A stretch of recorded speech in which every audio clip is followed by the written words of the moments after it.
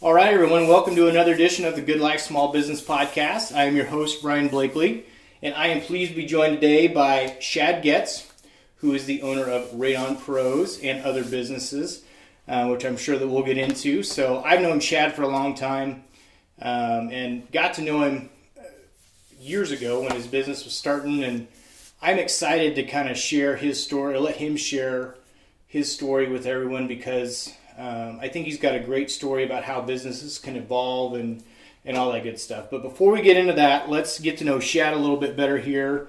Shad, what are some books that you're reading or listening to right now? So I just finished my first audiobook, actually.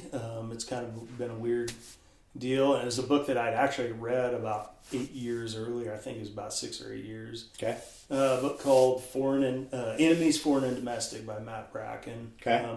It's kind of a fun book. I don't read a lot of fun books. They're mostly kind of strictly learning, kind of self-help kind of books. And so we were on a big, long car trip, and so I was like, I'm going to, just kind of last minute, I was like, I'm going to look that book up. And my wife had just bought me earbuds or whatever. Yep. So before my phone, I'd have to hold it up, and so I just didn't do a lot of stuff on the road. And so Enemies, Foreign and Domestic, great book. It's kind of, Matt Bracken's a retired Navy SEAL. Okay. And it's a fictional, it's actually a trilogy, but it's a fictional book, and it's kind of a government espionage kind of deal. And Got it. Even though I'd already read it, listening to it was just captivating. Yeah. So highly recommend the Matt Bracken trilogy. Just bought a book called The Founder's Bible. So Okay. we're taking this class up in Riverdale called Biblical Citizenship. And so it's kind of a historical look at the founding fathers and how the scriptures and the historical documents, kind of how they overlap. And it kind of dispels the myth of separation of church and state. Okay. And kind of cements the fact of how spiritual and godly the founding fathers were. So kind of interesting just getting into it. It's obviously a Bible, but it references, like, in this historical document, this scripture was used to formulate this thought. Oh, wow. It's very fascinating so far. Highly recommend. Again, it's called Founder's Bible.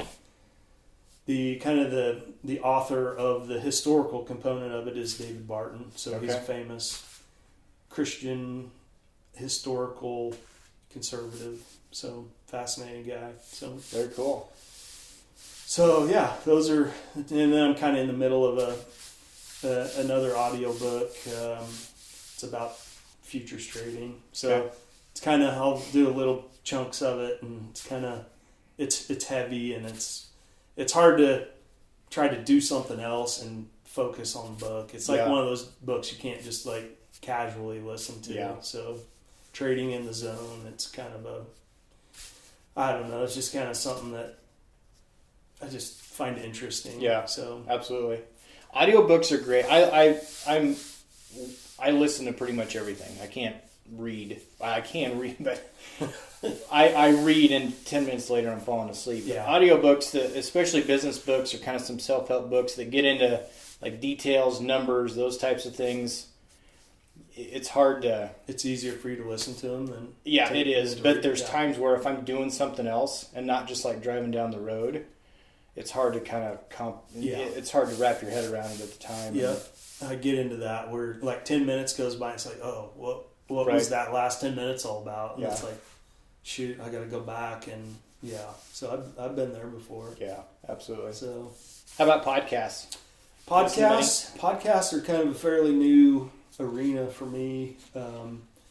Kind of the standard, I don't know, maybe 2-3 years ago I was on YouTube, and it was like I knew who Joe Rogan was or whatever, and so I just saw this one, clicked on a Joe Rogan segment with Dale Earnhardt Jr., and I'm not a NASCAR fan at all, but I watched the whole thing, and I was like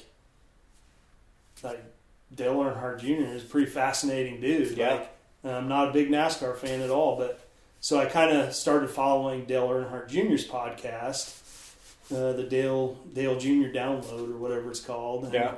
and I don't watch every one religiously. Sometimes I'll just kind of go back and scroll through and see some of the more interesting ones. But some of the political ones, Shapiro, Helder, some of those I'll kind of scroll through. But there's not like a podcast. I mean, I watch every episode of this one, but I didn't think to say that. This is a good podcast. I love it. But there's not one that I just religiously like, oh, okay, I gotta, every day kind of thing. So, but I do kind of scroll through, and I'm a selective browser, I guess. Yep. So. Yep. Very cool. All right. Well, let's get into it here a little bit. Tell me more about your journey as a small business owner. Kind of how it started. And how things have progressed for you throughout the years, and just kind of take it away. Okay. Well, it is definitely a kind of a long story, and kind of very, very early on, I knew I was going to be a business owner of some sort.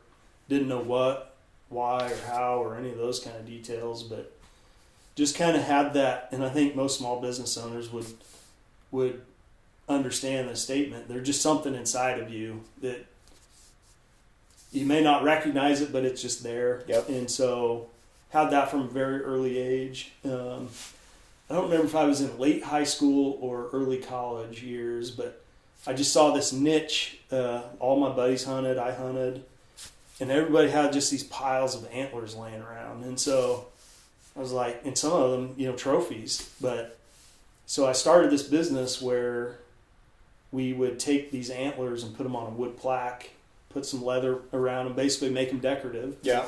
And make them presentable. And I mean, I had friends that, I have this one picture, I have friends that had 25 sets of antlers that were, trophies. Wow. Just laying in a pile in a barn or whatever. And so I think for these two brothers, I did 20 some. Wow. So that kind of kicked things off, and then they had friends and their dads and parents' friends and all this kind of stuff. And so then that evolved into taxidermy. So I just kind of got hooked up with this guy. I knew he used to do it, and so he showed me a few things, and we kind of muddled along down the trail. And I kind of reached a point where it's like, I'm either going to get a lot better or I'm going to be done. Right.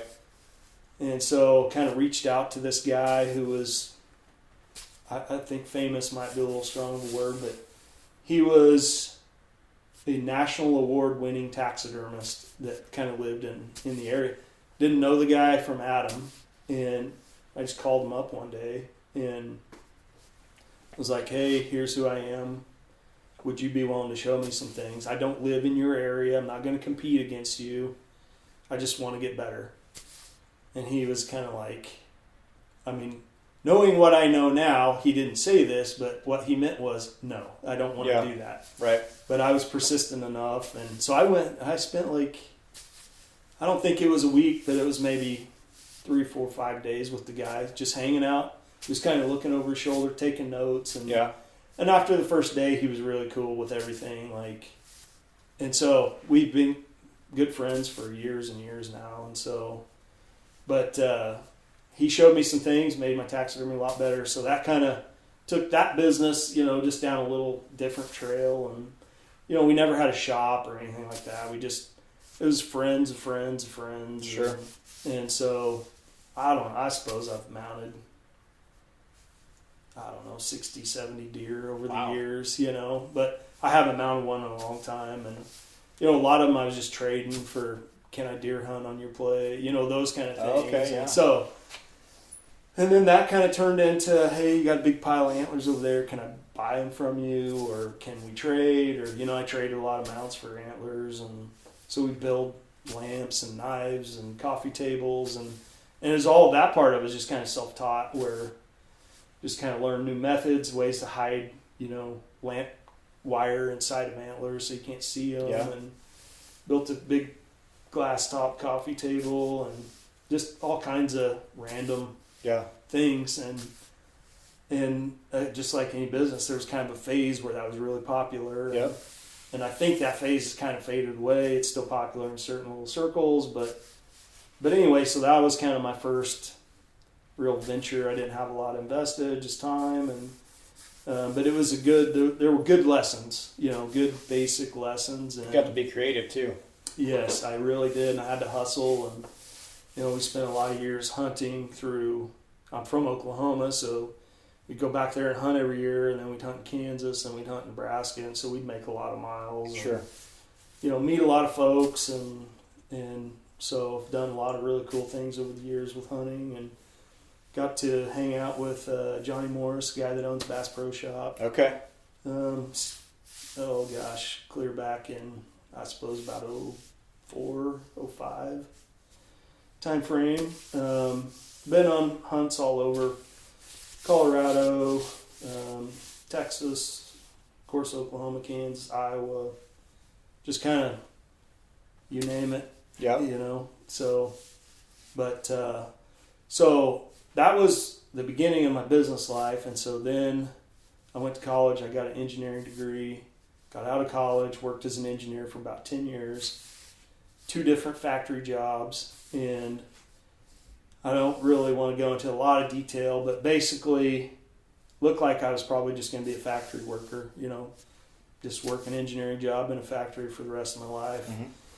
And kind of had a situation where the guy that I replaced, he got promoted, went to corporate. I took that job, and then some years later he wanted to come back, so he came back, and we had a decent relationship, but he was unbearable, let's just say. Okay. Might have been some mental health issues. Don't really know. Don't really care. It's right. Whatever. I got no hard feelings with the guy, but basically it came down to I was carrying my 2-week notice in my pocket, just ready, like holstered up, and one day he just kind of exploded about just some random thing, and so I just pulled it out of my pocket and I go, "There's my 2-week notice." And wow. He's like, "Yep," and he's like, "You can't do that." I go, "Just did." So that was, and so he goes, "Well, you're done today." And I said, "Great, I've got work to do." So I had already kind of been in the works with my first, what I'll call my first real business, which was, so part of my role at that factory job was organizing, like, who's gonna, if we had trees that needed removed or planted, bushes, rocks, sprinklers, parking lot maintenance, building maintenance, all these kind of things. And we had to hire a different company to do every single one of these things. And I was like, why isn't there a company that could mow the yard, fertilize it, maybe trim a tree, fix a sprinkler head, and do our snow removal? Right. And there wasn't a single company out there. So I was like, that's what I'm going to do. I'm going to build this kind of one-stop shop for maintenance, whether it's home, commercial, whatever. Yep. And so we started to accumulate tools and equipment, and we just did it on really kind of low budget, cash only. We bought old worn out equipment, fixed it up, painted it, made it look nice, and so that's kind of how we got our start with Property Pros. And so it took off from there, and we started, we landed a condo association deal where it was 24 units, and we basically were taking care of the books, taking care of the maintenance, taking care of anything that needed done on the property, and then we landed a deal with a bigger property manager that managed 800 units, and so we would go in anytime somebody's going to move out. We would go in and fix the drywall, clean. A lot of times people leave garbage, and clean them out, fix anything that needs fixed, from hanging mini blinds to touch up paint to ripping out carpet. Yep. Basically whatever needed done, we would do it. And so we did that. We started that in 2009, I believe. And then in about 2012, I met these guys that own this radon business, and they were retired state troopers. And so they had already retired once, and they had done this radon thing for, I think, about 6 or 7 years. So they were tired and they were ready to do something else. And so probably isn't easy work. Yeah, it's not work for an old man, that's for sure. Yeah. you're in attics, you're in crawl spaces. It's hot, it's cold. You're on roofs with snow on them. I mean, there's just a lot of things that you shouldn't be doing if you're 60 years old, right? You know.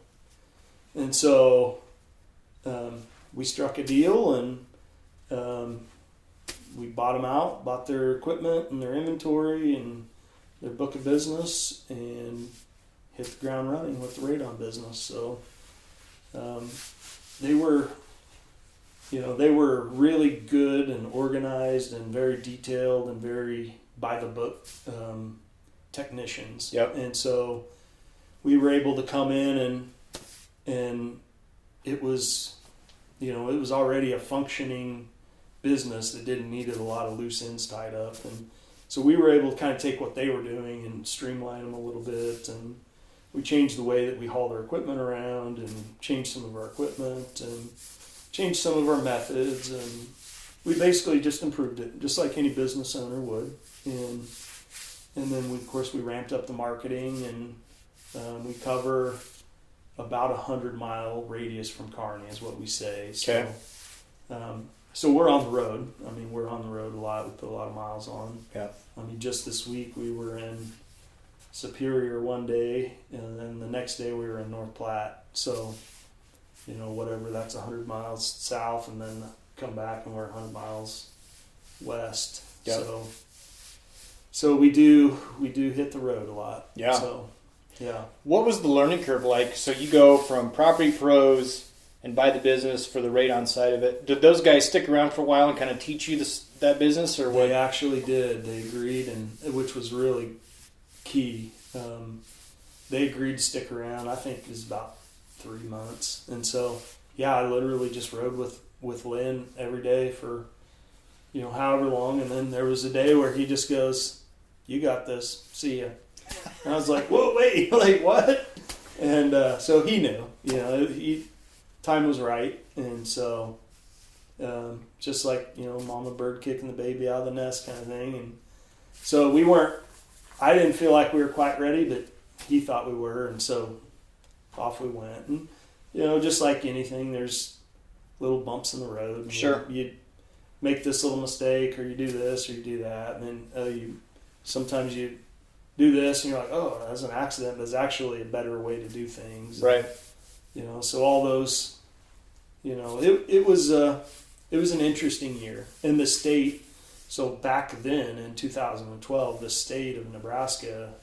So the state of Nebraska is a radon regulated state. Some states just you can do whatever. Mm-hmm. Anybody can put in a radon system, but Nebraska is one of the most regulated states for radon. And so the licensing process was difficult, and the auditing process was difficult. And so for every job we do, we pay the state a $50, fee, and then they audit us periodically. They say periodically. In the early days, it wasn't periodically; it was every job. Really? Yeah. Oh, yes. And they had a point to prove. So one time they made me drive, I don't remember, Hastings or Franklin or somewhere, to move a clamp 1/2 of an inch. Wow. Yep. Just to prove a point. So, and then there was other little messages sent, let's sure. just say. And so at that time, so my license number is 113. So I was the 113th license ever issued in the state of Nebraska for radon. And so at that time, there was about 80 some operating radon companies or radon mitigators. And all but, I think it was about 10 or 12 were in Lincoln and Omaha. Oh, wow. So the whole entire rest of the state was covered by about 10 mitigators. And so, for the first 5-6 years, Tri-Cities and really beyond, we were the only game in town. And so we were really making the miles now. And so we've had a fair amount of competition move in.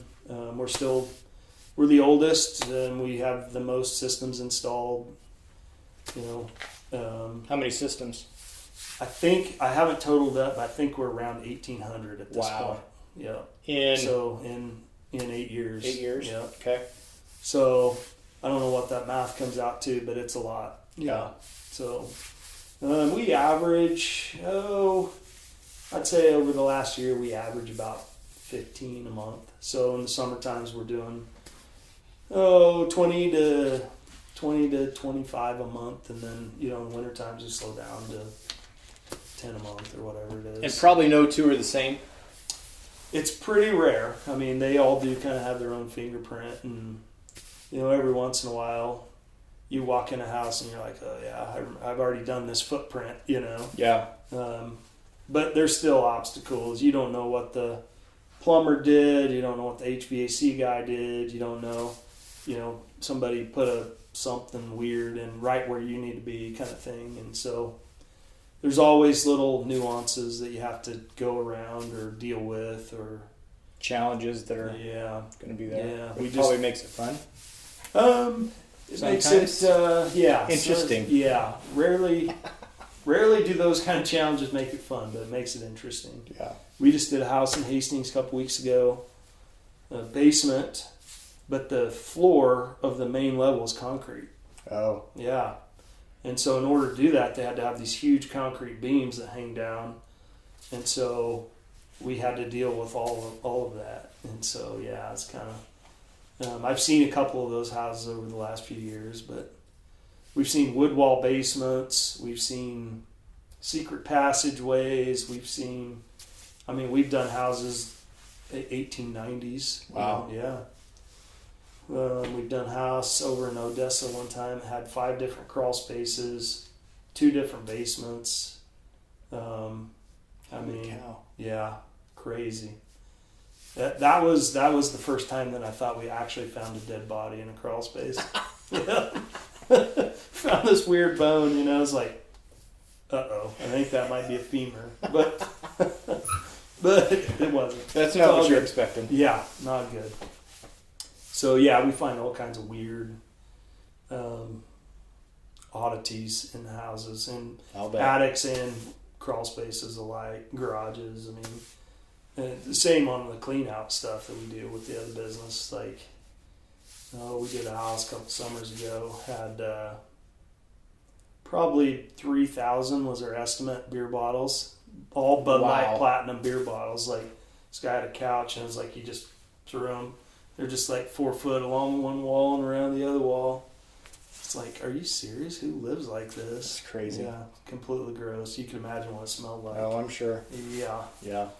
Plus, there's about 100 and some Casey's pizza boxes with pizza on them. Yeah. Yeah. Pretty gross. So. Yeah. All right. So I want to ask, and I think that your story is interesting. We were talking before we hit record a little bit, but talk a little bit about how that evolution was for you. So you turned in your 2-week notice. You kind of already started with the property pro side of things, and you're doing that. And this opportunity comes along for the radon mitigation. Mm-hmm. And the reason I want you to talk about it, I think it's interesting where, as a small business owner, you can have a vision of what you think something's going to look like, and an opportunity that you don't see coming, it comes along, and you kind of have to decide, am I going to take this opportunity? Because really, Radon Pros has become a big part of what you do now. Yeah, Radon Pros is the bulk of our business at this point. But yeah, you're right. Just like kind of we've already been talking about a little bit, we did the property pro thing for 3 or 4 years. Had anywhere from 0 to 6 employees, and we were pouring concrete and finishing basements and cleaning up, storm damage and just those kind of things. And then the next thing I know, I'm visiting with these guys, and our whole business model changed just from a couple conversations, and I had looked into getting a radon license, and I just kind of looked at their business, and I just wasn't willing to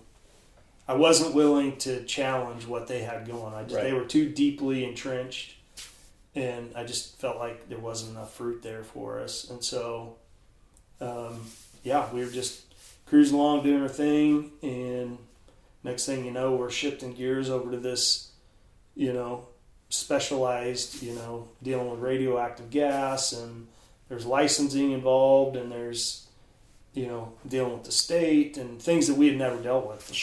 Sure.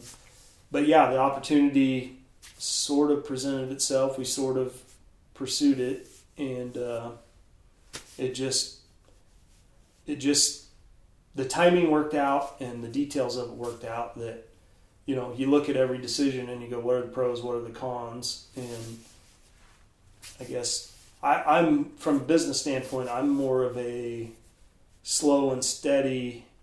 Let's take a swing and hope we get on first base. Let's not swing for the fences and risk striking out. That's more my style. Yeah. I have friends in business that are, drunken sailor home run hitters. Like what are you doing?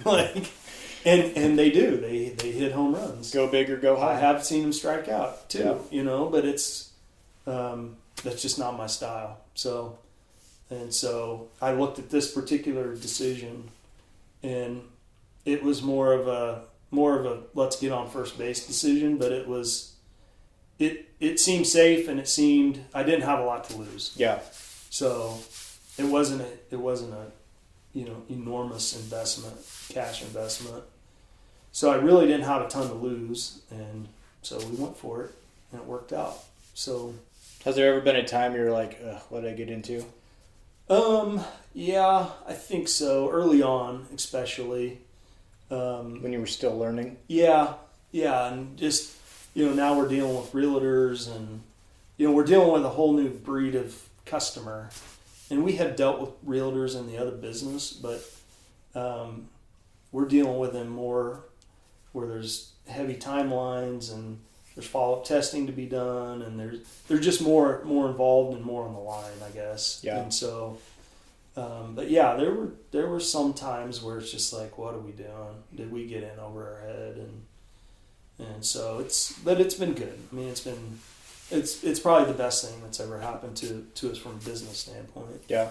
So it's let us get into some other things, into rentals and different markets, I guess, if you will. And so it's kind of opened some other doors for us too. Yeah. So cool. So what's your favorite part about being a small business owner? I mean, you've been doing it for years now. What's your favorite part?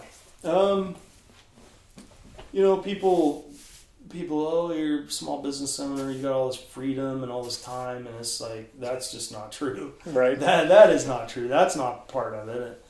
And, the financial aspect of it is, I appreciate that side of it, but I'd say probably my absolute favorite part of it is I'm able to deal with people on a face-to-face basis, and I can help them in ways that I couldn't at the factory. Right. We're making pharmaceutical delivery devices. That's helping people, but I don't ever get to see like that in action. Right. Other than when I go to the clinic and I'm like, oh, hey, we make those, that kind of thing. Right. But, we have this thing that, and we don't have a formal name for it or anything, but we just did this 2 weeks ago for a lady.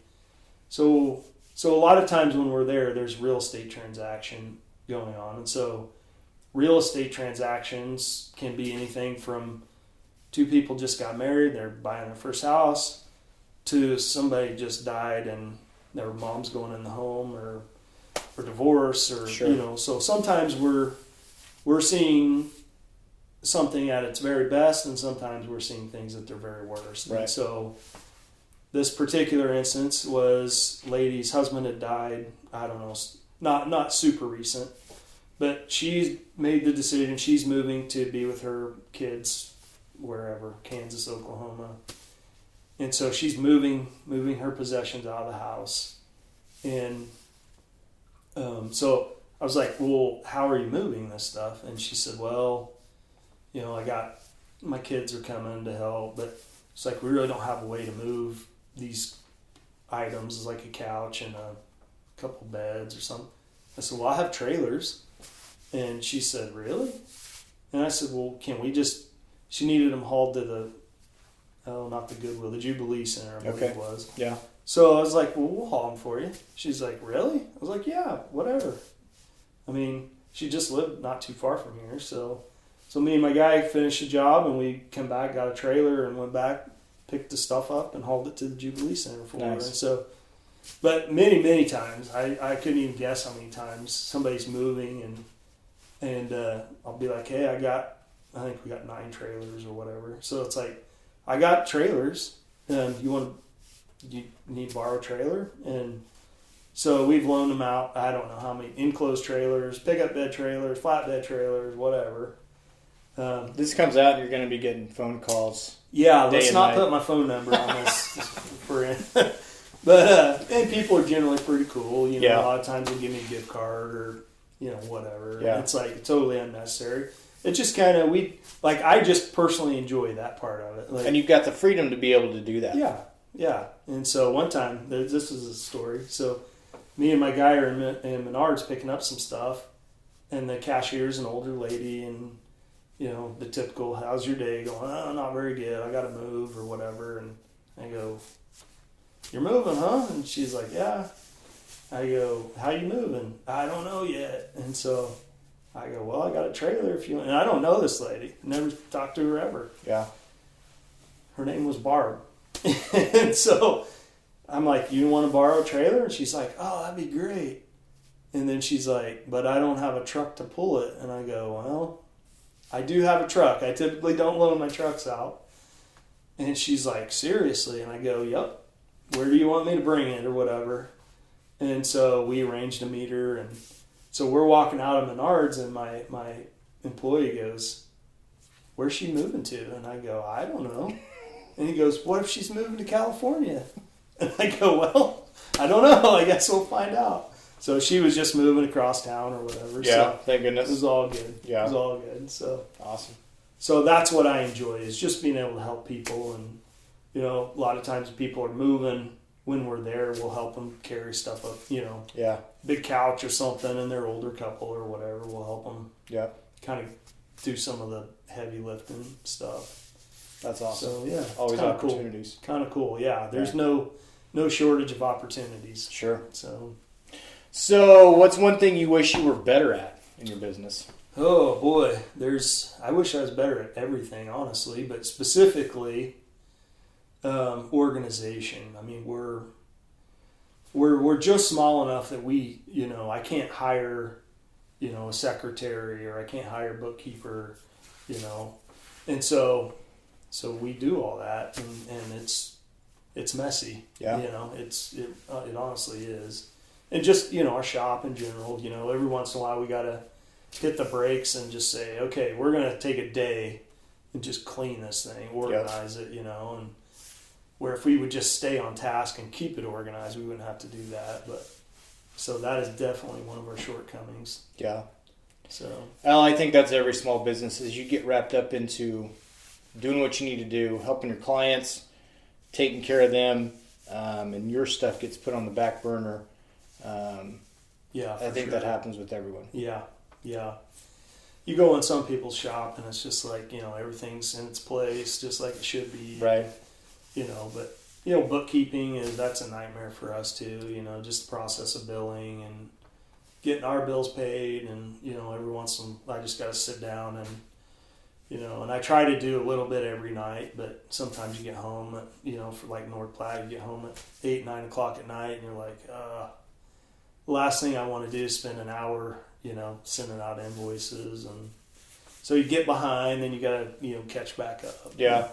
So kind of a nightmare. You would think that the part that you do to get paid would be exciting. Right. But I mean, people have said on this podcast before, that's my least favorite part, 1,000%. Yeah. Yep. Sometimes I'll just look at an invoice and be like, is that even worth sending? Like, yeah. Oh man, like, come on. That's sad. It worth my time? Yeah, that's sad. Yeah. Yeah. So it's been said before. Yeah, I believe it. Yeah. I can sympathize. Yeah. Let's talk a little bit about, so it is right at a year now, a year later from when the pandemic started to today. Okay. And I guess just take a little bit of time and walk us through what that looked like for you and your business, if there were changes that had to be done, or if there were any changes that you saw in your business that maybe you hadn't implemented yet, but were thinking about doing, and because of that, you've said, okay, we're going to go ahead and move forward with this, and maybe it's something that you'll carry forward or got you through that time. Sure. And just talk about what the last year has kind of been like for you. Yeah. It, looking back in the grand scheme of things, COVID really affected us very, very lightly. I mean, almost to the point that it didn't affect us at all. There were a few. We didn't lose any jobs that I can recall. We had to postpone several because there was kind of that early on phase where nobody knew anything about what was going on or March, what the April virus last was. year. Yeah. And so we had some appointments to do estimates, and even a few jobs that, people called and just said, look, I want to move this back, and I completely agree. But the flip side of that was we had an influx of jobs from people that, little Billy was off to college and wasn't going to be back till, who knows when. And so now all of a sudden his campus is closed, and so he's home living in the basement. Mom and Dad are freaking out because we should have done something about the radon, but we never did. Mm-hmm. And so we had, a handful of those. And so for the handful that got postponed, moved back, we probably offset those at least with the, what are we going to do now? Kind of the emergency kind of calls. And so, and then of course the mask thing, I'm a little bit of an anti-masker. I'm not like I'm going to die on that hill, but it seems a bit silly to me. But of course with customers, we're sensitive, and so you'd get halfway up to the door and like, oh, I don't have my mask. So you turn around and go back and get your mask, and then about half the time you have the mask so that they see that you're at least recognizing that there's an issue. And half the time the customer would say, yeah, don't worry about it. And half the time they say, yeah, I'd rather you wear it, which is totally fine. Yeah. I get it. So we mask up and do our thing. And we really didn't have any customers that were, hey, get your mask, Mm-hmm. But we had some that asked us to wear them, and we did. And, they kind of said, well, once you're down in the basement, don't worry about it, So Mm-hmm. because it's a bear going up and down stairs, doing anything physical with these masks on. You're breathing, your glasses are fogged over, and it can be tough. Yeah. So we didn't have any. We did have, of course, we're dealing with environmental air quality, and so we're dealing with a crowd that generally is, sensitive to environmental air issues, and so mm-hmm. They're susceptible to be sensitive to COVID or whatever. Sure. And we had some customers that call 2 days before the job and say, I tested positive, so let's move this thing back. Or my kid tested positive, or those kind of things. So we had to deal with them just like everybody else. Right. And so, but generally speaking, our numbers were pretty typical year. Pretty typical year for us. Yep. I mean, we did have the first quarter or whatever was a little bit down, but second quarter was offset about equally. So it just kind of worked out, I guess. Yeah. So, I realize our line of work is it's different than a beauty shop or a restaurant or some of those things that those people really had it bad. Yeah. Yep. And so I definitely feel for those people. Yeah. Do you think you saw an influx of people, or maybe more calls for people that were stuck at home and were thinking maybe now's the time to do some of this? Yep, we definitely did. They worked in an office somewhere, and now all of a sudden they're working at home and they're sleeping at home. And so in the back of their mind, they're thinking, oh, well, even though my radon level is only slightly elevated, I'm here more. And right. So yeah, we did deal with a little bit of that. So I would say maybe that was a net positive for us in the long run. Yeah. Good. So through this whole journey, I guess, if you had the opportunity to go back and talk to yourself as you're walking out of the factory that day you turned in your 2-week notice, Yeah. and to give yourself any advice, is there a piece of advice you would give yourself, or would you just let things go as they have? And Well, that's a tough question. I mean, probably the advice I would give myself is you should have left sooner. You should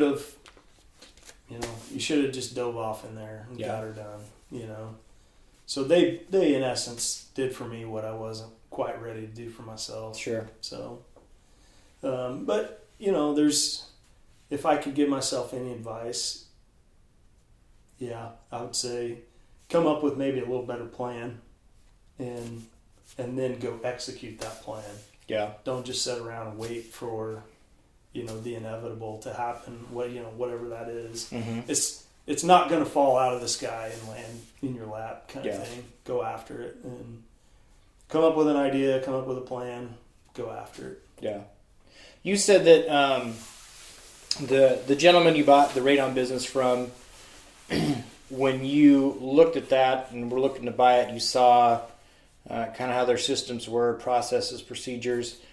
Did you learn from that as far as how they had their business set up? Is that maybe different than kind of how you went into it, where they had maybe more structure, more organization? I may be putting words in your mouth here, but... No, yeah. I mean, so what they had was, I guess looking back, this is how I see it. What they had was they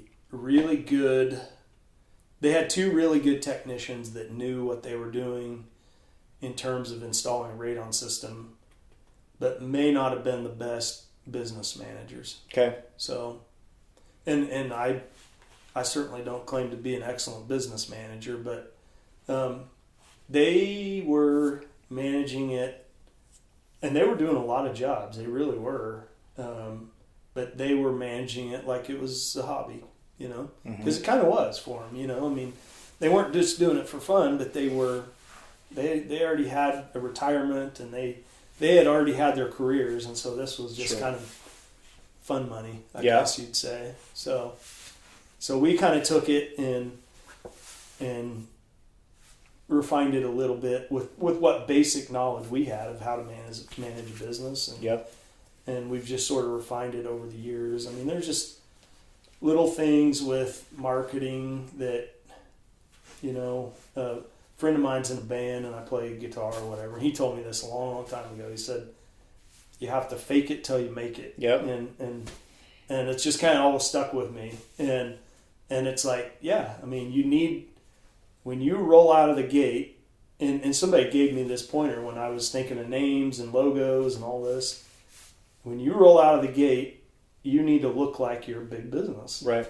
And whether that's your trucks or your shirts or your, whatever it is, how you do an estimate, or you need to look like you're a big business, because it's always easier to go in that way than to try to catch back up. Sure.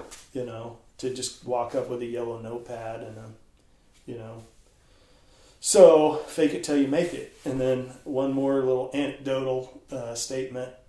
So I go down and help this old rancher work cattle every year.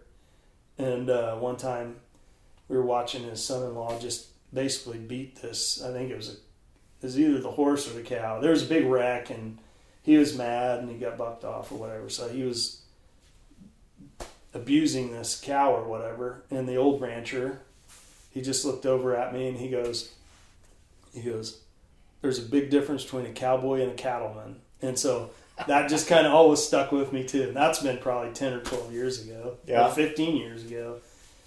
But his point is, you can be the best cowboy in the world, but if you're a moron and you don't know how to deal with this situation, you're still a moron. Right. And, the old cattleman would just sit back and be wise about it and no, this guy's, trying to beat up a cow or whatever it was. Right. It's like, that's not going to work. We all know that's not going to work. Yeah. And so, big difference between a cowboy and a cattleman. Yeah. It's always stuck with me. So that's a good one. So I've never heard that. So roll out of the gate from a cattleman mindset rather than a cowboy mindset. Yeah. And so, just it's a simple concept, but it's pretty profound. Yeah. It was for me. Absolutely. So, well, then your answer to this next question may be the same, maybe it's different. But if someone came to you, your kids, maybe one of your employees comes to you and said they want to start their own small business, what advice would you give to them? So yeah, I mean, that's there's just so many things there, but yeah, I'll kind of go back to come up with a plan. Any business. Well, let me back up. First of all, I'd say know the difference between being self-employed and being a small business owner. Okay. Those are two definable terms, and neither one of them's right or wrong, but just know which direction you're headed. Define that for us. Okay, I can do that. And I think this it either comes from Kiyosaki and Rich Dad Poor Dad, or was it the ebook? But the E-Myth? Yeah, Yeah, okay. okay. Go ahead. Sorry to interrupt. No. So the difference between being self-employed and a business owner is if you can walk away from that business for, I think it's 6 months or a year, whatever the term is, and come back and the business is still running, then you're a business owner. If you leave for one day and the thing collapses, then you're self-employed. Yeah. Which is what I am. I'm self-employed. I couldn't leave this thing for a week. I mean, I just couldn't, because of licensing and all these kind of things. I just have to be here. Mm-hmm. So that's my reality. So advice for a small business owner to start up would be, you have to have some way to differentiate yourself from the guy next door. For us, we were the only game in town. We bought out the only game in town, so Sure. now we are the only game in town for a service that had a niche and had demand. And so, but if you were going to start pick a business, a snow cone stand, it's like, why? I've got to come up with a way to tell you why you need to buy my snow cones. Mm-hmm. Am I cheaper? Am I bigger? Am I tastier? Am I what? And so come up with an idea and come up with a plan, and then, basically make sure you have the capital to, we operate with a, cash bubble, and I presume every business does. Mm-hmm. And you kind of keep an eye on that bubble, and sometimes it gets low, sometimes it's fat, but without that bubble, you put yourself in pretty, you're dancing on the edge of the cliff kind of mm-hmm. thing. Yeah. And I think that's a big reason. What's the stat? Like half of all business startups fail in the first year or something mm-hmm. like that. And I think that's probably one of the biggest, contributing factors to that stat is they start up and they spend all their capital, buying equipment or whatever, and they just don't have that operating bubble. And mm-hmm. next thing you know, the engine blows in one of your trucks or, whatever. Right. Whatever your big capital expense is, and there it goes. Yeah. So that's the hard. Being a small business owner, you have to take all those things into account. Where you said you wish you would have left sooner, so it's a matter of determining, okay, I'm going to do this, and then there's I have to have a plan. I have to have some sort of organization as far as what I'm doing. But there's also the financial part where there's a time and place where you just have to do it, but you kind of have to plan for it from a financial standpoint. But if you wait on the financial side of it, maybe you never do it. Right. There's such a when is enough? Right. Yeah. Everybody's story is different. Yeah, definitely. But everybody's that's owned a small business has been in that situation where you can overanalyze something and overplan, and okay, I'm going to wait until I got this much money. Well, you may miss an opportunity there where you should have just went and did it. So it's such a delicate balance. Absolutely. And kind of back to my earlier statement, it's like I look at things with a low risk and at least a moderate reward. So my point of entry was I had a truck, I already had construction tools, I already had a lot of the things that I needed to go do certain jobs. And so I really didn't have a startup cost per se. Right. I mean, or it was very, very low. A few business cards and some T-shirts. And I remember early on, a guy came up to me and was like, he's like, I had just a 3-button polo with a, $10 embroidery thing. And he was like, whoa, you must have a big company. And just in the back of my mind, I was like, this guy is clueless. Like, and then the same guy said, well, I see your trucks all over town. Well, we had one truck. Right. But in his mind, he thought we had multiple trucks. Huge fleet. But again, it's the old fake it till you make it. And so, so point of entry, very low for almost every single venture we've taken. We see not really competitors in our arena, but in construction in general, you see somebody start a company and they go buy a $70,000 vehicle and then a brand new trailer that's $8,000 and then brand new skid steer that's $60,000, $70,000 and you're just like, wow, like the debt load on that. How would you service the debt load? You would have to hit the ground running with jobs right away. Sure. Just to service the debt load, and we're not talking about profit yet. Right. And so, one of the podcasts I should have mentioned earlier is Mr. Money Mustache. Have you ever heard of this guy? So a neighbor friend of mine introduced me to him. He is basically he lives in Colorado. He's he's a finance guy, almost like a life coach. But his basic concept is keep your expenses ridiculously low. And he runs this fairly sizable construction company out of a beat up old pickup. And so he's like, you don't need a brand new, 3/4 ton pickup to do construction jobs. He's like, you're a moron if you do that.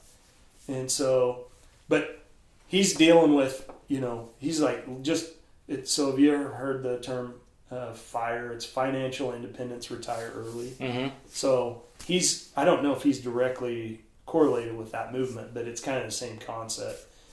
Just work your butt off for 10 or 15 years, keep your expenses crazy low, buy things that make money instead of lose money. Yeah. So the book, Rich Dad, Poor Dad, have you read that? I haven't read that, but I've had a lot of people recommend it. Great book. I read it. It was like one of the early books that I read that sort of changed my life, basically, or the way I look at business and money. But Kiyosaki in the book says, buy assets, don't buy liabilities, or at least limit the liabilities you buy. And he defines asset as anything that makes money on a monthly basis. Yeah. So spend as little money as you have to on vehicles or things that depreciate. Spend your money and your investments on things that appreciate or make money. Yeah. And so it's a great book. So instead of buying like a card for like a high school graduate, so spend $5 or $6 on a card, we'll buy the book for $10 and then put the money inside the book. Nice.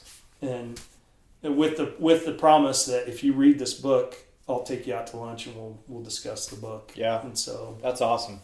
Yeah, it's a great book, and it's, we've given away, gosh, I'd hate to 2-3 dozen of those books. Yeah. Yeah, it's a great book. Highly recommend you read it. Awesome. Yep. So, I'll add it to the list. You betcha. Yeah. So tell us more about how we can find out about you, about Radon Pros, what you do, social media, website, where do we go?